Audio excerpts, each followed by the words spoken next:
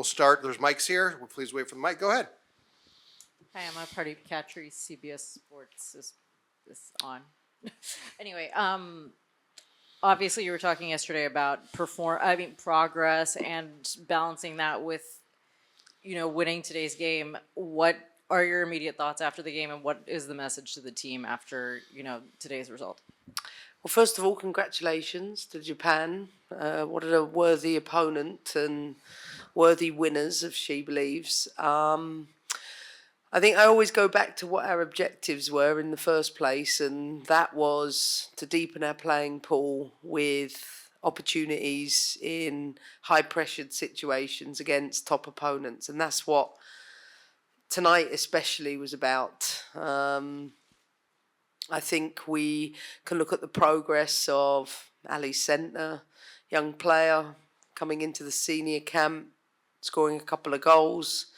Lily Johannes getting her first 2 starts at the senior level. There are plenty of new combinations and new connections which throw up a number of challenges when you play a well-polished team. And I think we look through the lens of our objectives and say, listen, we've certainly looked at our players in this setting, and we've definitely got a better understanding of where they are within that journey. And as I've said before, we have to look at which players are ready for now and which players are ready for later, and which ones will go with the 23s and which ones will develop with us. So from that perspective, it was, mission accomplished. And I completely understood the quality of the opponent we would face tonight. They, without question, are one of the best teams in the world, with players that are extremely well played in together, whilst probably the vast majority of them being in the middle of their season. And I think that showed in the game. And it's okay to be disappointed. I told the players that. It's really important to remember moments like this and the learnings that we take from it. And I look forward to the next opportunity we're together to build on some of that progress and learn the most important things when you play a top-class opponent. And I'd rather do that now than much later. Go ahead, Mel. Melanie Anzide with The Athletic. Of course, you just mentioned some lessons learned. So specifically with this match against Japan, what were some positive takeaways? What were some of the lessons you learned from the specific game? Well, I think teaching players to understand what's required at the highest level internationally, you can say that, you can show that, but they get to feel that. And whether you have to recognise how to hold on to the ball better, because if you don't, you're going to be chasing all night. So I think for us as a team, we attract pressure really well, but breaking the pressure is something we have to look at developing. I think the learnings that players, I think, will fully understand about why you can't jump out of areas in the wrong moments. I think that's a really good learning curve for our players. And I think the importance of experiencing it early on. Whether you're Lily to Claire Hutton, to experience a competition where you ask yourself, I can't believe I'm here, I'm at this level, and put in place the mechanisms to make sure you're successful as you build through your career with the senior side. So I think it's been extremely valuable for us, and I'm very, very grateful for the high quality opponent to, push us to the next place. Down front. Hi, Scott French with Soccer America. Your thoughts on especially Ali Sentner and McVeigh, what you saw in them and their path during this tournament? Sentner and McEwen? Yeah, Nicky Owen, sorry. Yes. Ali's demonstrated in her rise through the youth national teams and in her first pro year that she's got qualities that can decide a game. She certainly finishes the very minimal chances she might get, and that's what top players possess. And I think she's got that. And I think she can it will build her confidence to have had this tournament and be given a couple of starts sort of back to back. I think with Tara, she's new to the senior national team, that I'm sure, will have learned a lot about anything from, her build-up angles and how you break pressure against the best opponents, to recognising that at the top level, games are usually decided by very marginal moments. And even though I think the better team clearly won, we still conceded poor goals, in both situations. So I think there's learnings there, not just for her, but for the whole team. Like I said, I enjoy developing players, and I think it's important to provide these development pathways, and I am certain that we will be better off for it. Hi, Coach. This is Morvilla for Diario AS from Spain. And I know that you have now a good time with the team, but it's still a new generation for the U.S. women's national team. In what position after this tournament, after this time, do you see this new generation of the U.S. women's national team? Well, it's cyclical in football or in any sport.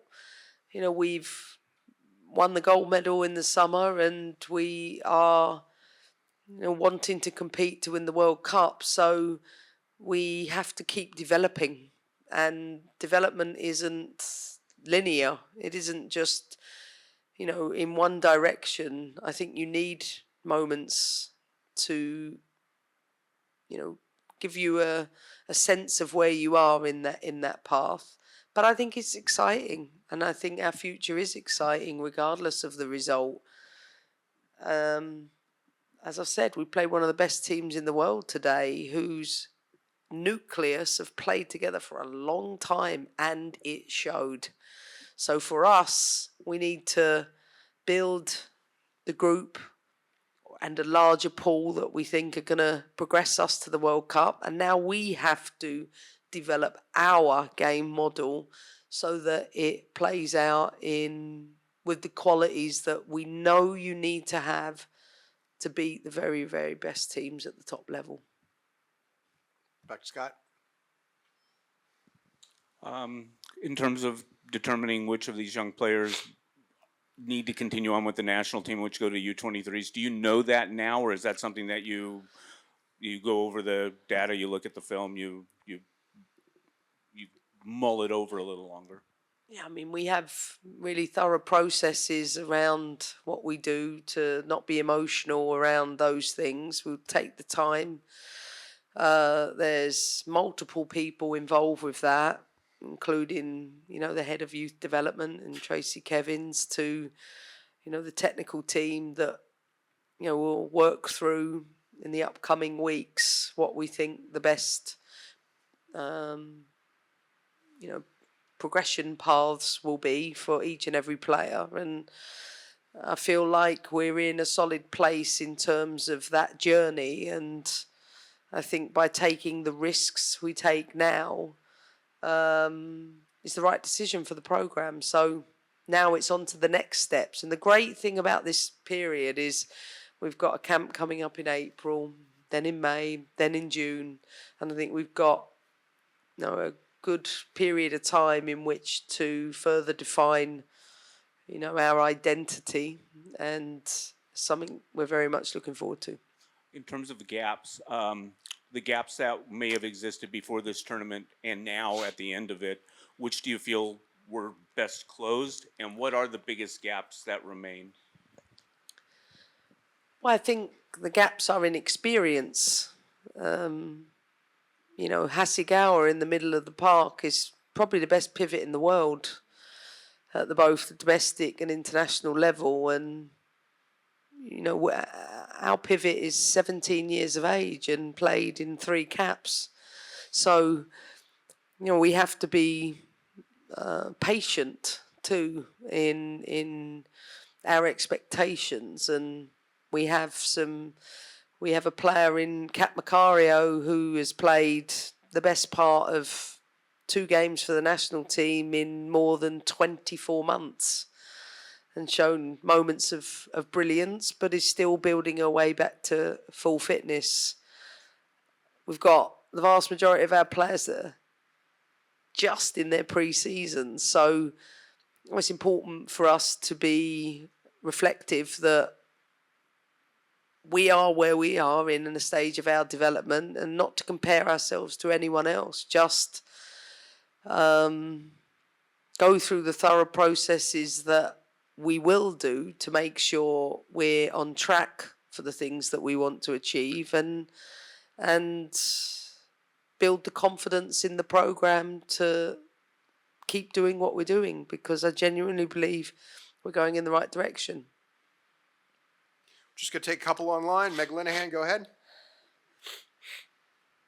Hi, Emma. I know obviously a lot of rotation, but I was hoping that you could discuss what you saw out of Yasmin Ryan tonight. Obviously, I think back to that first half, that long crossfield switch that she had that was just perfectly placed.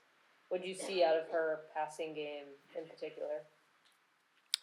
I think there were some good moments from Yaz, as you already described, both on the assist for the goal and her ability to carry the ball up the pitch for the team. I think the next steps for her, especially from a defensive perspective, some of the things that you have to do, particularly in the middle phases, determining the right moments when to step up and press the ball and when to hold your position. And I think there's another layer of learning for her, but I think she's shown some really good signs and shown once again the quality in her execution. That's 2 assists in the last 2 games, at least the 2 that I can remember. I always say this, like I don't always remember the goals from back-to-back games, and not because I swear that's menopause most of the time. But anyway, I think it was really a lot of good progress from Yaz. But I think we now got the time to really assess, okay, what else do we need to add to her game to take it to the next level? Let's go to Lakin. Go ahead, Lakin. Hey, Emma. How would you assess your goalkeepers in this camp, and what stood out the most to you about each of them? Obviously, Jane and Mandy playing, and then Fallon as a training player. Well, I think we're still getting to know them. So I think Jane's had 2 games, Mandy's had 1. They're both got little experience in terms of games at this level, and you won't know the next steps and unless we play them. So I think it's important to remember that for a lot of years other goalkeepers haven't been given the same playing time as Alyssa. Of course, she's a world-class goalkeeper, but we have to close the gap in that for both of them. And I think Mandy's qualities in the build-up is really, really strong. I think she's good with her feet, good decision maker and execution under pressure. I've not seen enough of her yet to know the different measures of her presence. We're still learning a lot about her, and I think with Jane, more experienced, at least within the group. And I think Jane is such a great learner and wants to keep improving. So, our job is to keep pushing and developing, and time will reveal where they both are. But I know I've been in this situation a lot of times in my career. I value patience in development, and I know that we have a plan, and it's important for us to keep developing as we are. Andre Carlisle, go ahead.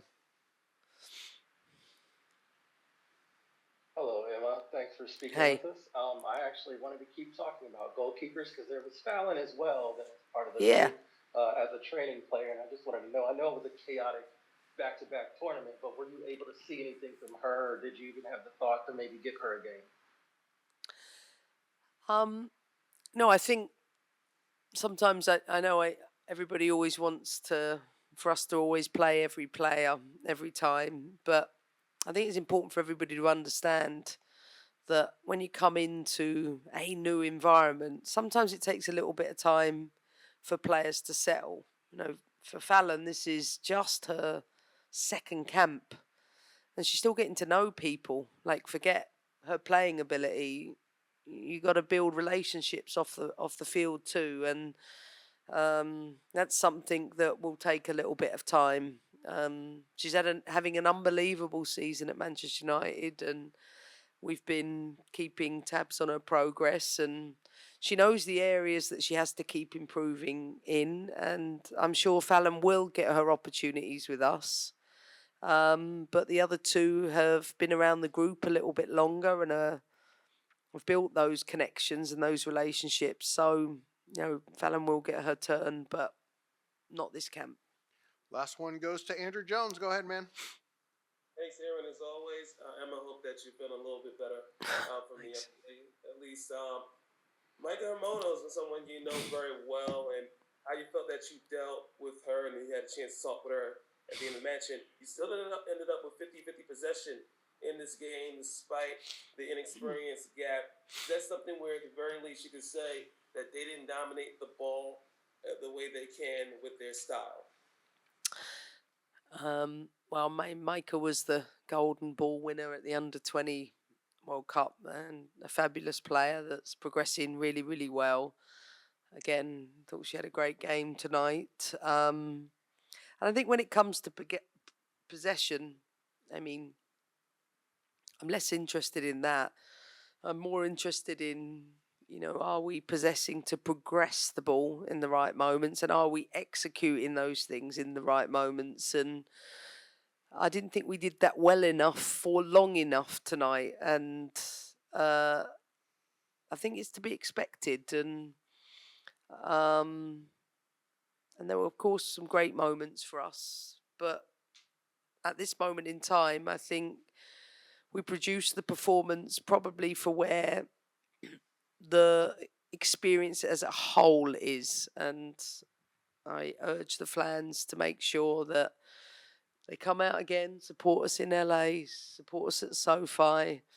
We are very much, on track to keep producing the players that we hope will continue to make this program competitive, and I still believe it was a very good tournament for us. Awesome. Thanks very much, Emma. We'll see Cheers. everyone in Los Angeles.